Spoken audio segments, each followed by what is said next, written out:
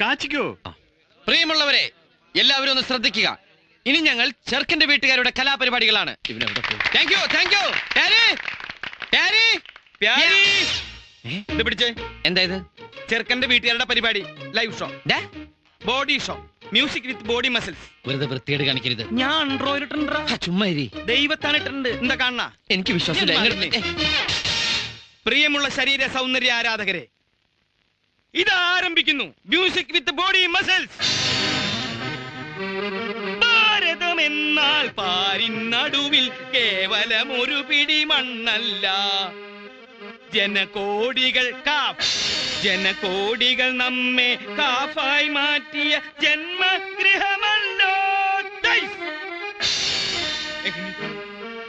കൂരകൾ തോറും നമ്മുടെ പണ്ടറടങ്ങോർന്നിടിഞ്ഞു തോന്നുന്നു.